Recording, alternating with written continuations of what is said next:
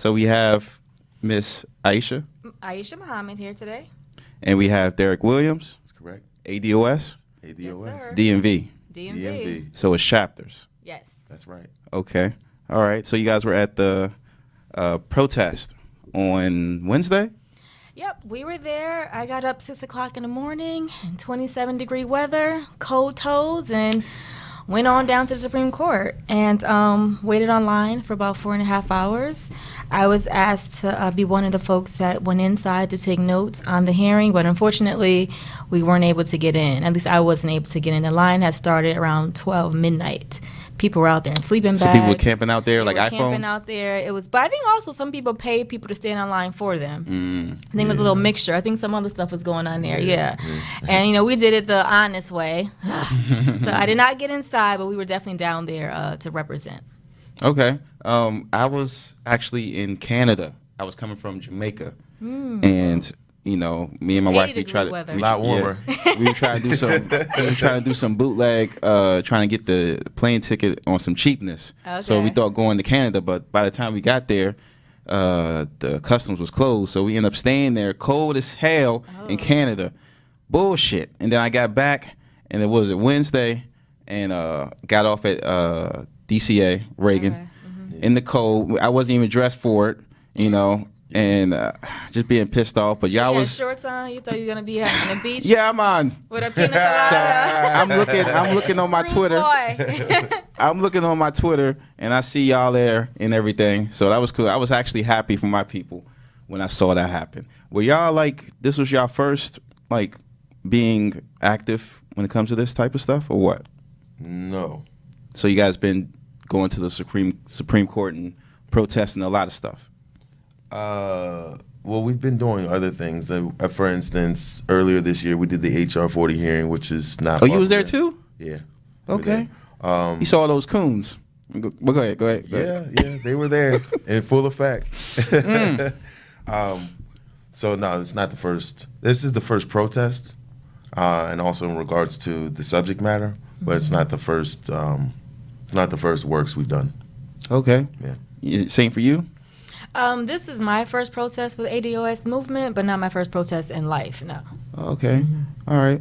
I just thought it would be more like a grassroots movement, that's what It is a ADOS is, grassroots right? movement, absolutely. Yeah, So tell me about the ADOS DMV chapter that you guys have. When did you guys start? Are you guys doing any accepting, or you guys have any classes coming up, or how does that work? Yeah, so ADOS DMV, we have a conference call every Tuesday, and we have an ADOS DMV Facebook page as well. So if folks are in the area, we want people who actually live in the DMV area to become a part of it, so it's not really open to the whole country. We want local politics to happen through the group. So if you aren't a part of the group, or you aren't a part of the calls, you can find us through that way. But if you want more information about it, we have a email account you can send emails to, adosdmvb1@gmail.com. So adosdmvb1@gmail.com to get more information from us or about us. But also on our Facebook page is the easiest way to find us. And we do monthly ADOS 101 workshops. We had one last month at in Northeast at which library was it? I can't It's remember. off of Benning Road. Yeah, right. Off of Benning And Road, it'll move around, but it'll Yeah. be in the DMV area, DC particularly. So we do that on a monthly basis to kind of not only just to kind of teach people things, but also to kind of bring in just like the DMV crew to kind of like, you know, keep in touch and to kind of keep on code and talk and learn and just catch up with one another. Keep on code. Yeah. Yes. All right. Code. So when did you guys start? So we started the group. Roz from the DMV, Tansy, and Sean. When did they start exactly? Do you know? I'd say the group started the early portion of this year. Early portion I of this don't year. remember the exact month. Well, it was definitely before the HR 40. Yeah, it was Yeah, before yeah, that. before Okay. then. Before then. All right. So Absolutely. Yeah. All right. So take me to ADOS DMV, the process of leading to the protest. Like, what did you guys do to get ready for the protest? Like, whose job was who? Take me there. From the morning to the whole thing. Well, started before the morning of. Right. No, but we've been engaged in the conversation, I want to say, since the summertime, or talking about it maybe more a year or so, just as a ADOS kind of group, generally speaking. Yeah. But A year ago. Gotcha. Sure. Yeah. But for the DMV section, once we knew when the Supreme Court date was, we could pretty much coalesced, started talking about it and making sure that we knew we would have a presence there. So the night before, we had a pep rally where we invited folks to come out to kind of just like create posters and to talk and to kind of like just organize and understand like where we'll be meeting at. We had every 30-minute intervals where we will meet people at a certain subway stop so that they can come over to our area. Folks have worked on getting a permit, so we had a permit in one of the areas near the Supreme Court. We also had different people doing different things. So within ADOS DMV, it's split up into 3 committees. So I'm on the education committee. Roz from the DMV, she leads that one, and Derrick is on the outreach committee. Yep. And do you want to talk a little bit about the outreach committee? Yeah, sure. Or is that Tansy leads that, or Shin leads that? Yeah, the outreach committee is actually led by Hassan, essentially. And I want to shout out Roz and Hassan.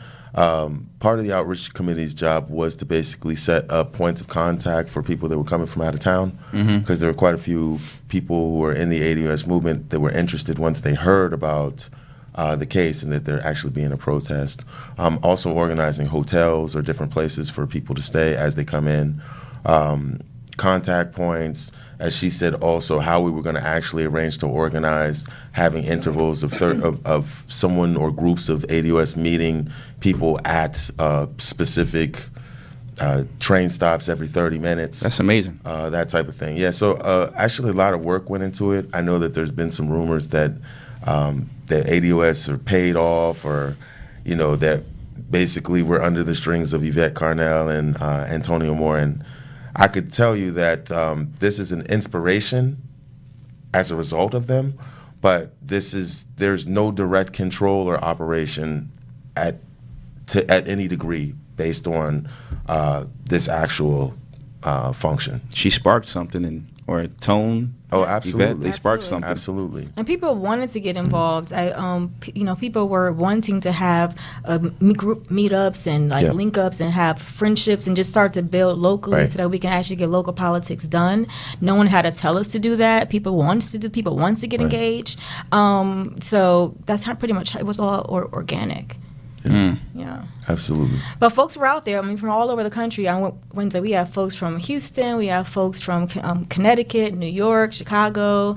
So it was a ADOS DMV plus kind of protest. So it was a beautiful thing to see. Yeah, it's good to be. In the cold, people were, in the cold, yeah. In the cold, outside for hours. Didn't some dude have like some thing around his neck with the? He wasn't. He was. Oh, he wasn't. No, he wasn't. Yeah, he wasn't with the ADOS movement. Okay. That's how much kind of attention this whole thing grabbed. Yeah.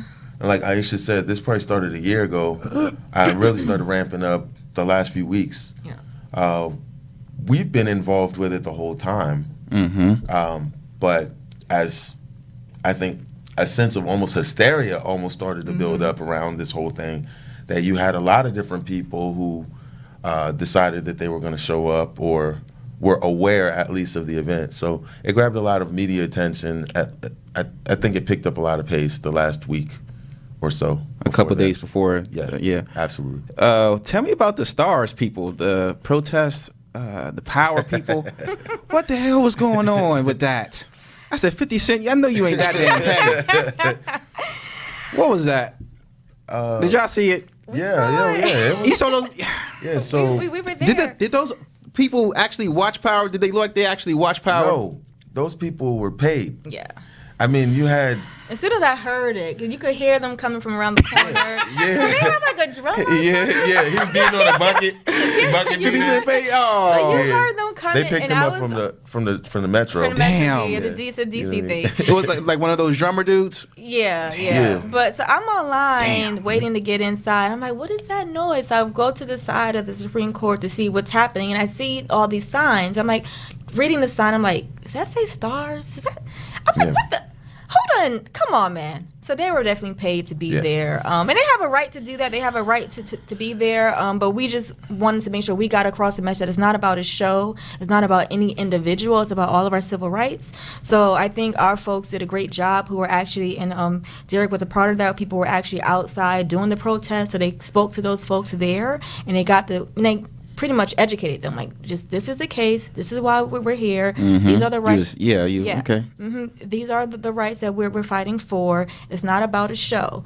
And so after a while, they started chanting along with ADOS. All right. So Yep. they got on code. Yeah, they got on absolutely. code. Absolutely. But they were not a part of our group originally, and some of them even put the signs down eventually. But it was interesting to see that how people try to protect their business. Yeah, I spoke with a couple of them, and one of the gentlemen that was with the Stars group actually showed us how they got the information to get in there.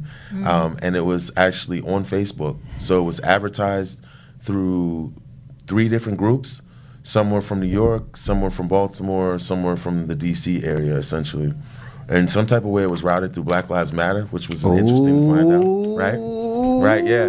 So he actually allowed us to view the paperwork and showed us the website that they basically connected through, essentially. So that was kind of interesting to find out that people were getting paid to come out there.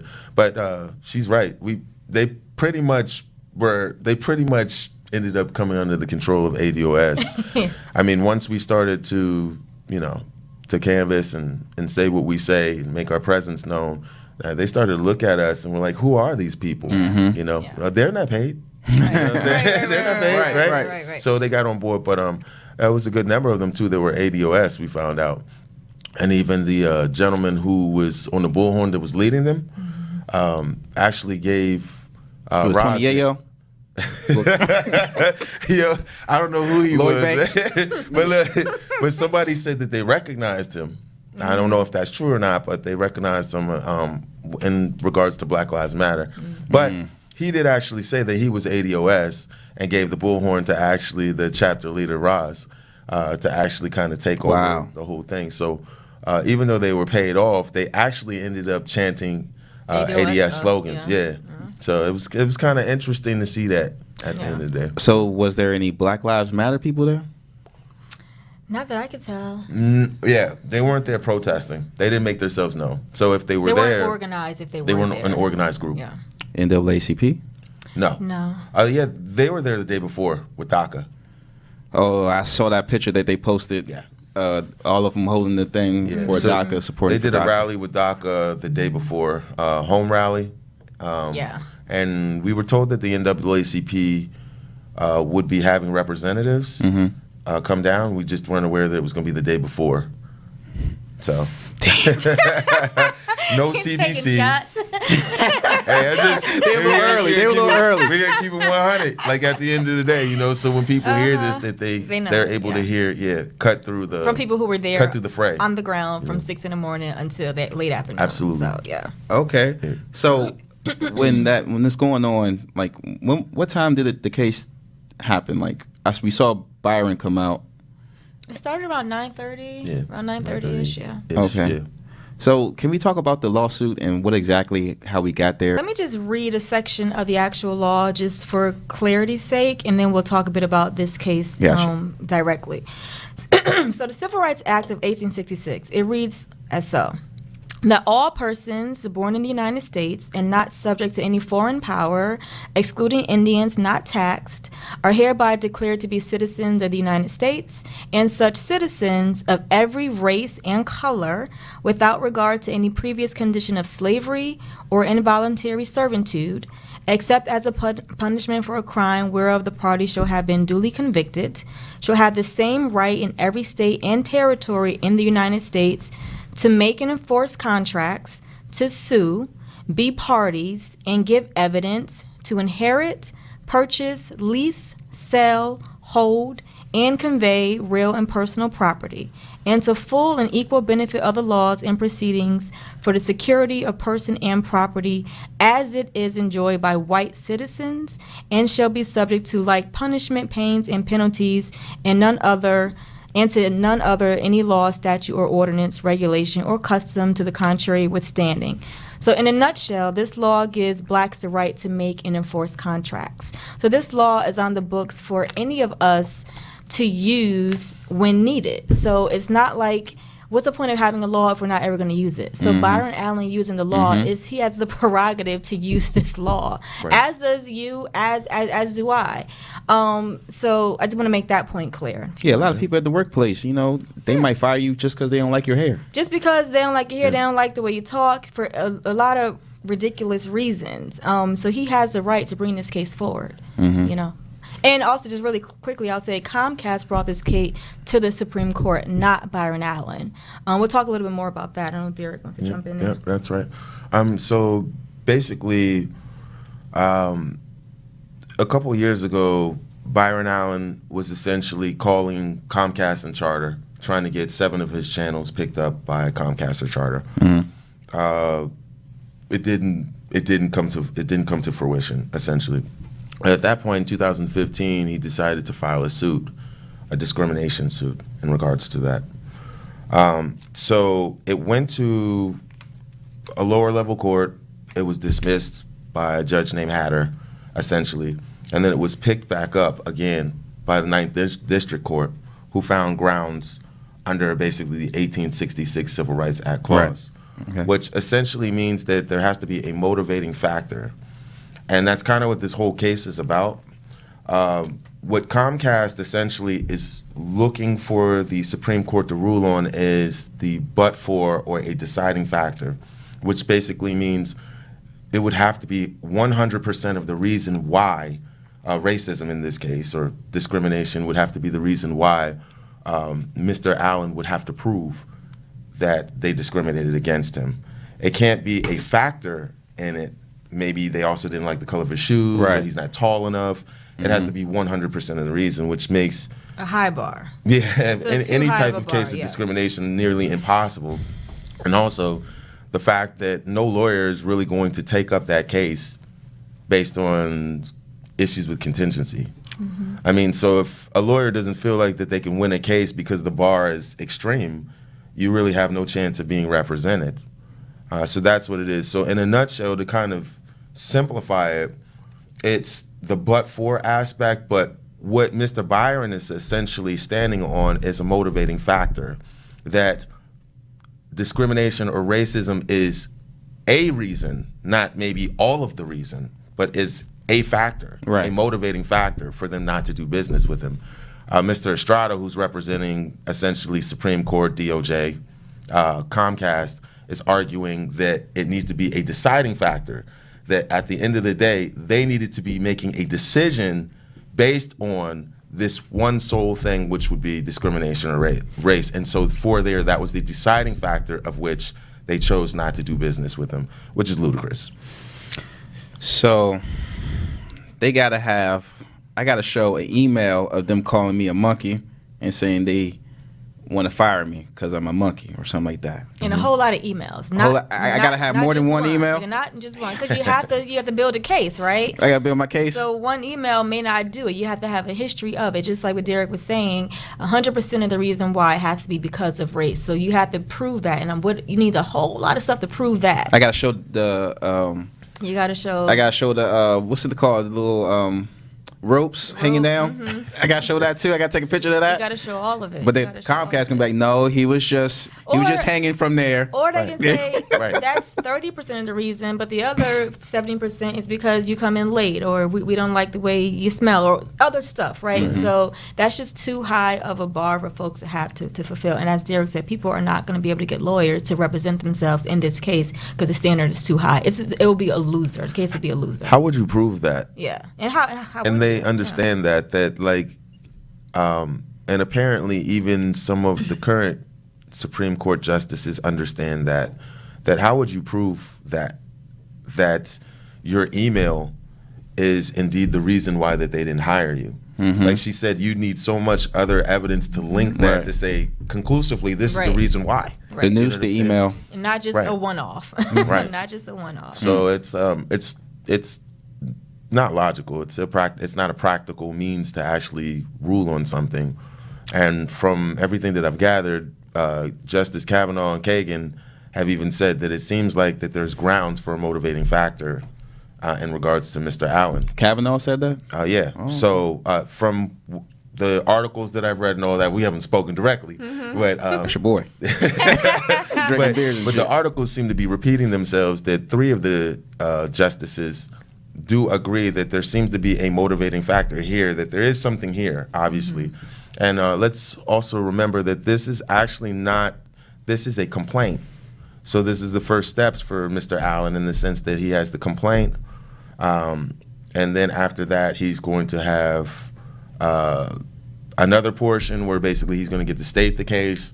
The discovery is going to come out, which is where the information is, which is where his proof really lies, where he can really show that there has been discrimination, not just with him, but others. Yeah. but yeah. In this case, it's just saying, are we going to how should attorneys and justices read this law? Should we read it Interpret as it, yeah. motivating factor, or should we read it as but for? Right. And so after that happens, Bryon case is going forward regardless because he has the right to sue them, right? That's what I read you earlier. He has a right to sue them. It's just what standard will attorneys and justices look at his case. So that's his issue. But because Comcast brought this case to the Supreme Court and because they want to hone in on that factor, that's why it's our issue now because this will impact all of us. Yeah. But his case is separate and apart. He's still going to go forward with his case. But this point here will directly That's what impact. everybody should be focusing on. That's why we need to pay attention. Did you because see this- any white women or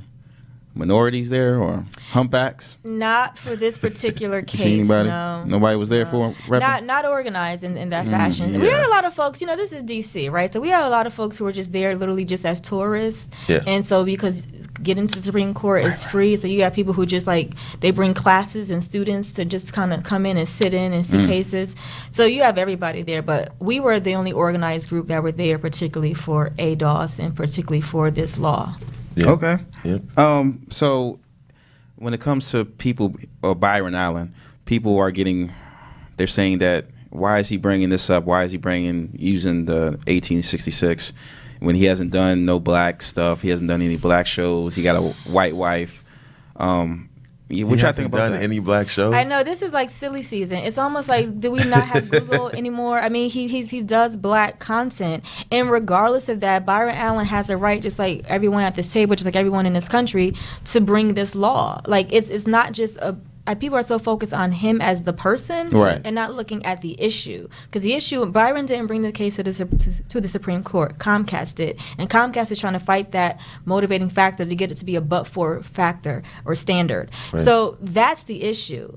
He's just there defending this standard and saying that bar that you're trying to get is too high of a bar. So regardless of who he's married to, regardless of what content he puts out, although he does put out black content, and he owns the Griot, which is the black news online newsletter.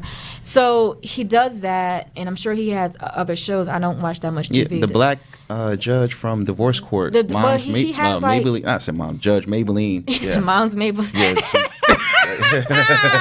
that's one of his shows. yeah, and Meet the Blacks also. But he also has 5 judges who are non-black. I mean, who are black, and I think one Latin judge that he has on 5 hours a day on one of his channels, and that's a positive image of black folk. And he has the money to actually fight this case. He can actually hire the attorneys. Absolutely. So we actually should be grateful that he's in this fight doing this. Right. Many other people have been silent.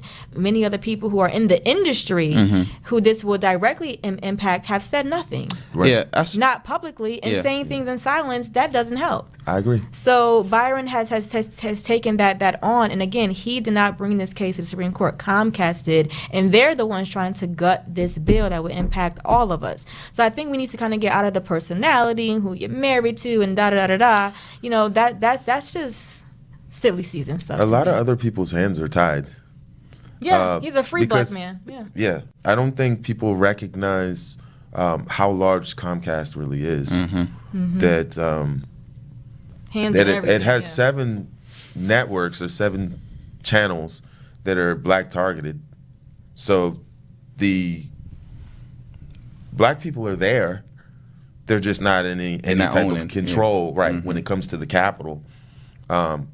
So that should say everything right there. As Aisha said, there's, it's quiet in the huddle, right? Yeah. So you have to ask yourself, why aren't the big name people that we know of, that we look to as being ultra successful and all that kind of stuff, why aren't they saying anything about it? Right. Or ask yourself, why aren't they financing a suit themselves? Yeah, of course. Yeah, you would imagine that Diddy, he would have something to put in this. Oprah? Yeah, Oprah. The OWN is under, you know what I'm saying? Magic Johnson, Kathy Hughes. Respect to all of them, by the way. Yeah. But what I'm saying is that there's something deeper going on that I just don't think that they may be at it's a conflict of interest. You said Conflict of interest. conflict. Yeah, conflict. In many cases, but I mean, then people who aren't directly linked to them, like where are those folks at? So I think it's so easy to criticize. It's true. And it just kind of like a basic misunderstanding of rights and understanding of our country and laws. Like you have a right to use the law on the books. Like that's what they're there for. So to try to criticize somebody for using the laws on the books, that doesn't make sense. Yeah, It's true. I guess it takes a while for people to wake up, for Byron. But when it comes to this lack of awareness for people, when did y'all realize this is what y'all want to do? This is where it's at. My people need me. Like, when did you see the real condition of black life? ADOS life. When did we realize that with ADOS? Or I'm just like, okay, in life in general, I'm like, just I don't know, saying, does like, 5 count? because we have a lot of people. We have a lot of people walking around that they think they got it good. Yes, But absolutely. they're not really taking in consideration how everyone else is living. Like people Absolutely. living in the third world conditions in Mississippi with the Absolutely. hookworms and all that stuff. Yeah.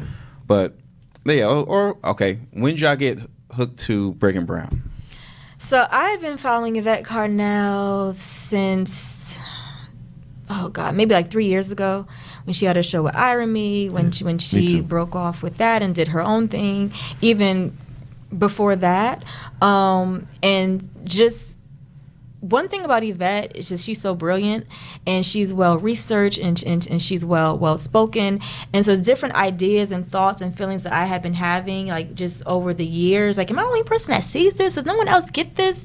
And then when she was able to just like speak about things in a clear and direct way and then show the receipts for our condition, and then bring in tone in with more of the data, kind of like, can I expose Come on. that? Come on, right? We come. yeah.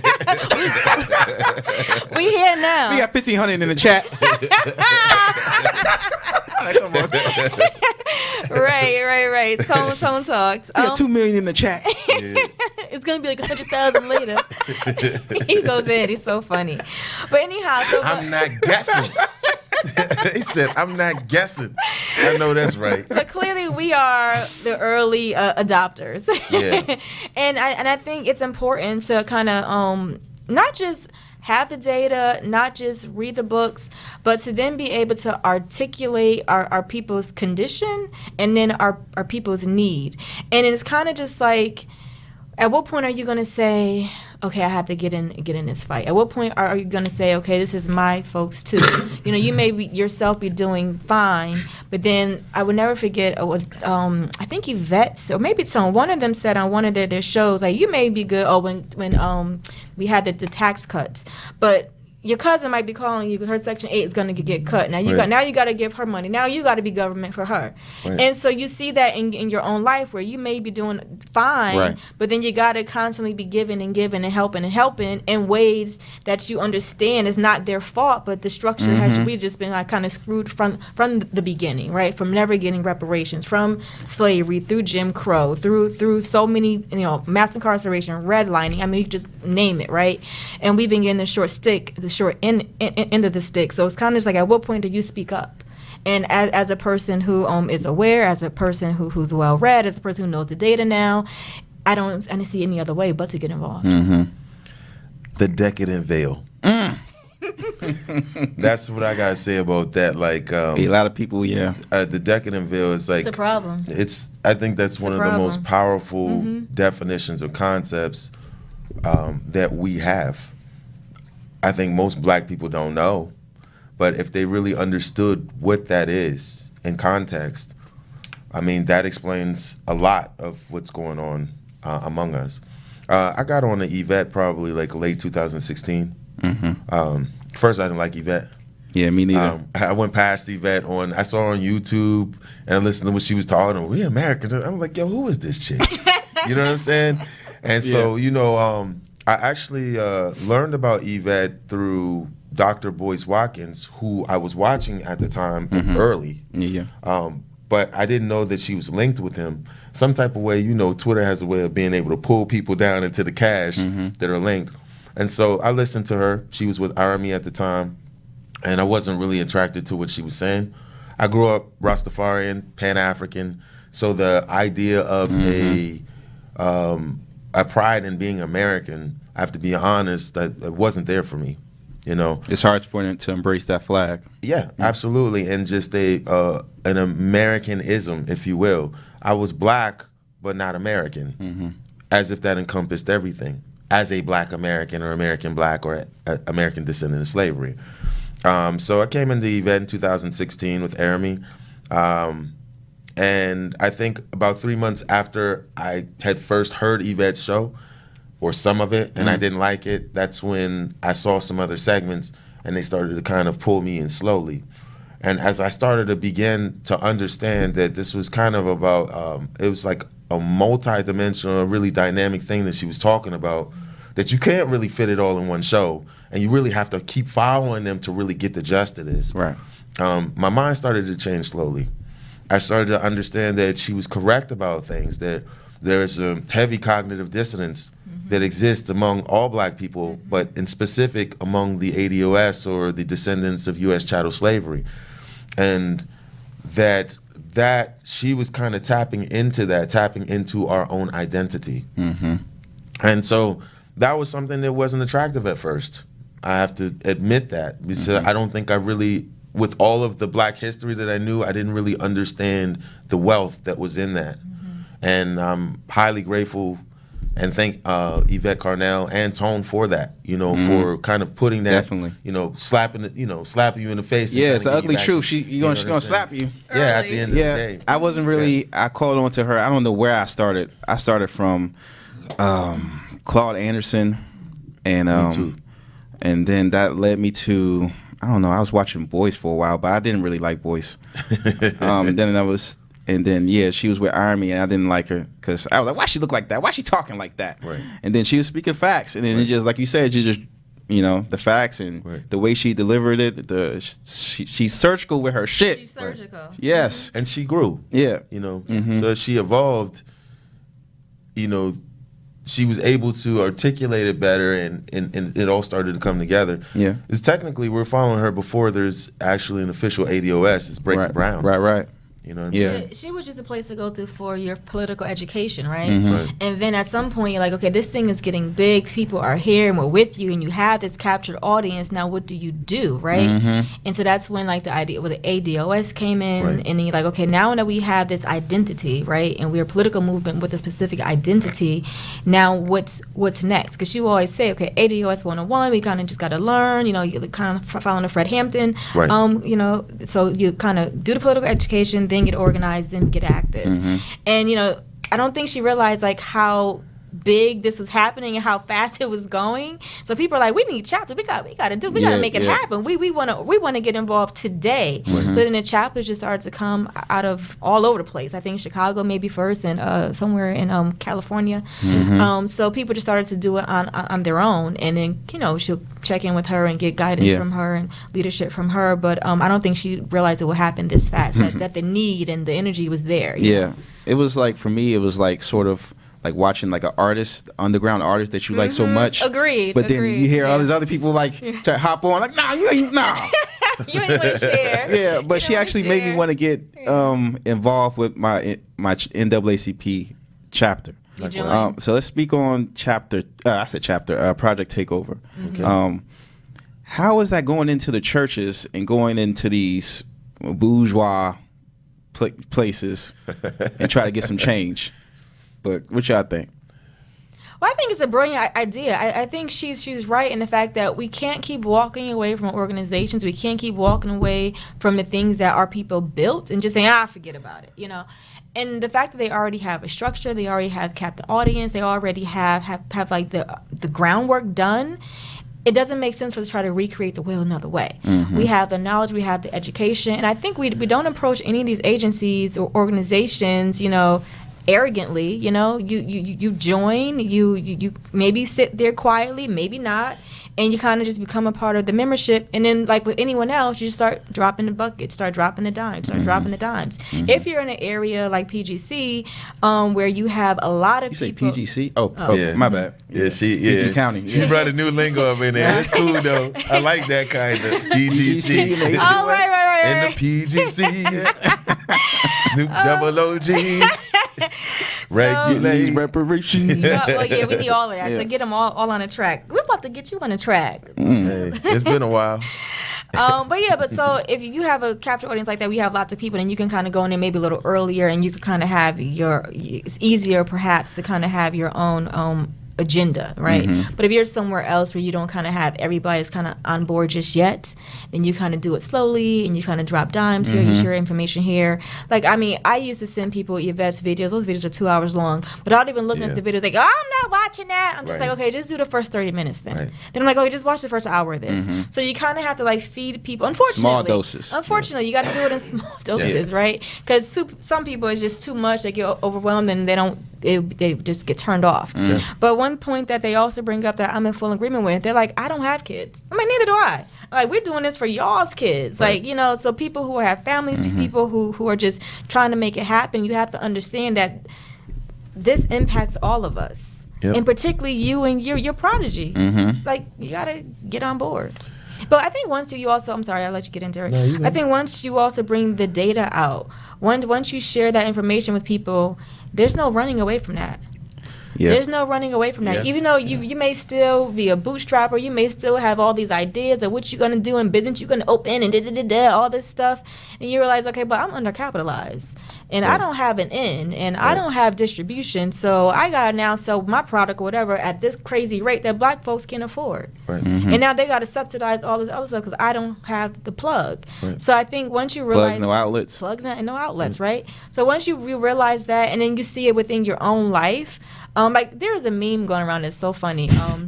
It says something like, no one who has tried to sell me on a pyramid scheme 10 years ago is wealthy today or rich today. That's real though. It's real though, right? Nancy DeVos, the only one I know from Amway that right, got paid. that made, but it's just like we always trying, so we always out here hustling, we always like killing ourselves, just like running ourselves crazy. It's like, no, you got to do the politics, you got to get the information, you got to know, and you have to know, which is so important about the politics, is you have to know what other people are getting to know what you're not getting. That's right. So when you even see that discrepancy, you'd be like, oh.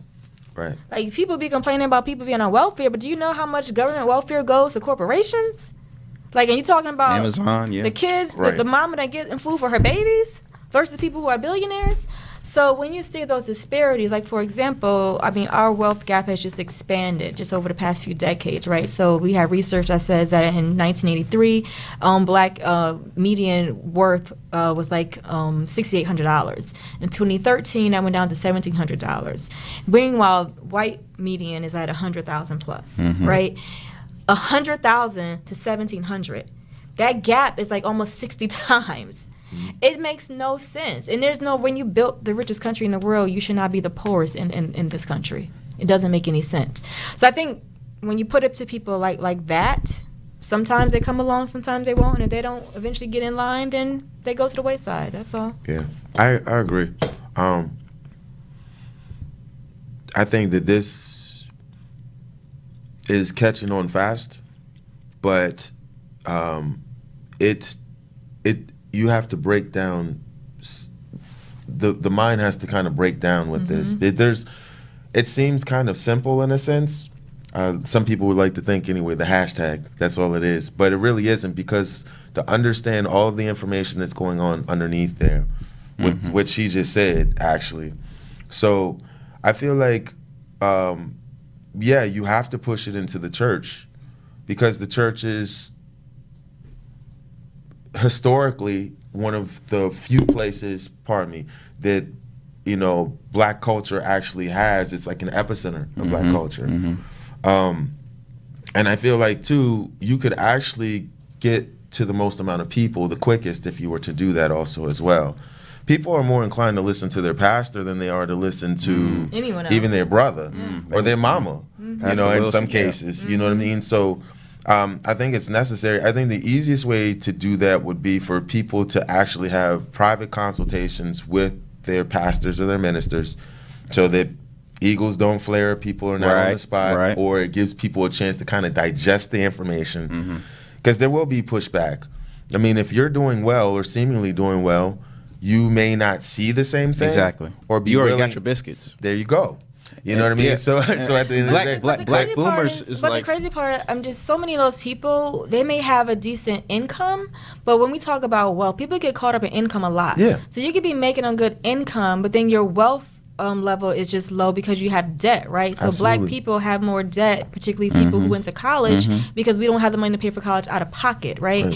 Generally speaking. So you may have a job making like 150 grand a year, but meanwhile you have school debt that's like 80 grand a year, or people have crazy debt these days, like 100 grand a year or more. 200 grand. You know, I know somebody with that. I know somebody that's real. So that's why I'm like, y'all crazy. At the ADOS conference. Y'all crazy. So anyway, so if that's your condition and your position and your negative wealth, your salary doesn't matter. What matters is after you have your assets and debts and what that equates to. And if that's negative, you're negative. So your salary doesn't mean anything. So I think we just tend to get caught up in salary. And you got to think about wealth position as everything you have within a household. Yeah. It's, when she was talking about wealth being 60 times, you're talking about, as my man said, less than 5 days, you can grab all that. Like, that is liquid wealth that you can touch. I don't have to wait for my house to sell. Right. You know, that 100+ K she's talking about is like, I need to grab that right now because it's urgent or emergency. The 1,700 is what we're looking at grabbing right now for emergency. That's not enough to get a new engine in your car if you need to replace an engine. So I think that it's imperative to actually address the churches in regards to it. I know all of them won't hear the message. Because I mean, they're boomers. They're old black people. It's that, and there's also a conflict of interest too, in some ways, when you kind of start to understand how power's working, and how we're staying in certain positions, and why we say, why does it seem like black people just can't move forward and stuff? Understanding the term I use, gatekeepers, and how that really works. That people are standing in your way, or our way, as a collective group for their own individual benefit, you know, for their own little or little incentives, as they say, right? So, but I will say, like, the National Baptist, I can't remember their whole name. Forgive me. I'm sure someone's gonna be really shout upset out to with Dr. me. Cosby. Yeah, they recently agreed to do work with ADOS. Yeah. So, church. yes, the National Black. Someone please help me with the exact name. But they recently agreed to do work with ADOS, and I think that's game changing. Like that's major. Project Takeover is actually working. It's Project Takeover. Is Dr. Cosby getting involved? So so it's the National Baptist Convention of America. Okay. So 3.5 million members. Wow. We're now hear about Breaking Brown, Tone Talks, ADOS. All right. That's major. That's major. Right. Yeah, I mean, Dr. Cosby is a respectable man. He's a huge asset. At this I mean, point yeah, as well. I mean, I'm happy to have him. I'm happy that he's on our side. So shout out Dr. Cosby. For real. Yeah. I wish we had more time, but hopefully you guys come back next time. You guys. Cool. If you have us back. Have y'all on camera. Y'all coming back, right? Yeah. All right. Hopefully I might catch y'all at the next year's conference. Yeah, we'll for be sure. there. Yeah. We'll be there. Y'all better not be at the FBA conference. What's Start that? in trouble. What's that? I was disappointed in my boy Nah, we Tariq. ain't going Hey man, there. you're We lucky ain't you going running there. out of time, man. Yeah, we ain't going for there. real, for real. I saved all my bullets, dude. All right. Shout out to all my FBA people, but let's just keep it 100. Like, the dynamic with ADOS is that it's an actual movement, boots on the ground. Like, you're talking about taking listeners, followers, fans, and they actually becoming people who are productively taking action.